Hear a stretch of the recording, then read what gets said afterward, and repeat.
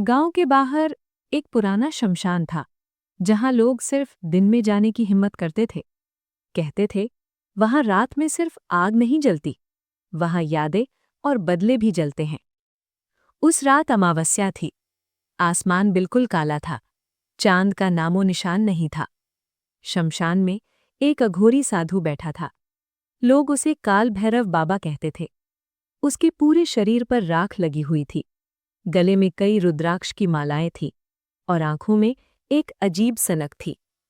बाबा वर्षों से आत्माओं को बुलाने की साधना कर रहा था, लेकिन आज वो कुछ अलग करने वाला था। उसके सामने एक अधजली चिता सुलग रही थी। वो मंत्र पढ़ रहा था, धीरे लेकिन भारी आवाज में। हर मंत्र के साथ वो राख उठाकर आग में डाल रहा था। अचानक हवा रुक गई, जंगल की आवाजें गायब हो गईं और चिता की आग धीरे धीरे नीली होने लगी। बाबा की आंखें चमक उठीं। उसे लगा उसकी साधना सफल हो गई। तभी राख के बीच से एक आकृति उभरने लगी। धीरे धीरे एक स्त्री की आत्मा सामने खड़ी हो गई। उसके चेहरे पर कोई गुस्सा नहीं था, कोई दर्द नहीं था, बस एक अजीब शांत मुस्कान थी। वो सीधे बाबा को देख रही थी। बाबा हंस पड़ा। आ गई, आखिर आ ही गई। लेकिन अगले ही पल उसकी रुद्राक्ष की माला अपने आप टूटकर जमीन पर गिर गई और उसके सीने पर खून की एक पतली रेखा उभर आई। बाबा डर गया। उसने मंत्र तेज पढ़ने की कोशिश की, लेकिन आग अचानक बुझ गई और आत्मा गायब हो गई। घबराकर बाबा अपने आश्रम लौट आया, लेकिन वहां जो उसने देखा, उसकी सांसें रुक गई। पूरा आश्रम बिखरा पड़ा था। मूर्तियां टूटी हुई थीं, ग्रंथ जले हुए थे, हवन कुंड में राख भरी हुई थी।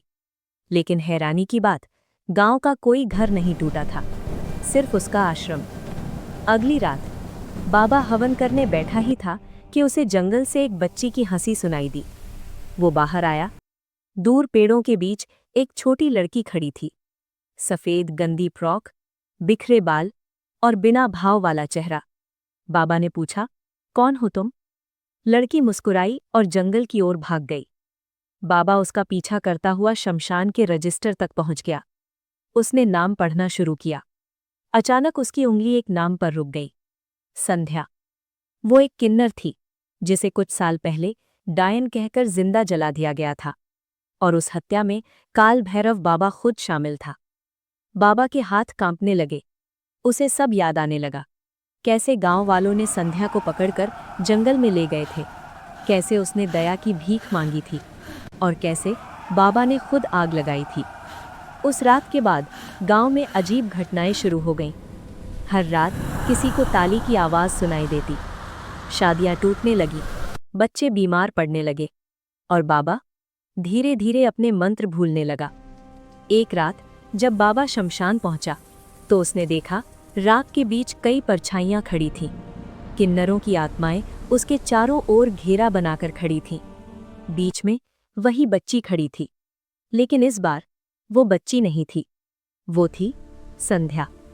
संध्या ने कहा, जिस आग से तुमने मेरी आवाज दबाई थी, आज वही आग तुम्हारा न्याय करेगी। अचानक बाबा हवा में उठ गया। उसकी मालाएं टूटकर गिरने लगी, आत्माएं ताली बजाने लगी और संध्या ने जलती चिता बाबा पर फेंक दी। बाबा चीखता रहा, लेकिन इस बार शमशान ने उसकी आवाज वापस नहीं लौटाई। अगली सुबह गांव वालों को वहां सिर्फ राख मिली, लेकिन उस राख पर छोटे पैरों के निशान बने हुए थे जो जंगल की ओर जा रहे थे। कहते हैं आज भी उस शमशान में अमावस्या की रात तालियों की आवाज सुनाई देती है, और अगर कोई उस रास्ते से गुजर जाए तो उसे लगता है कोई उसके पीछे चल रहा है।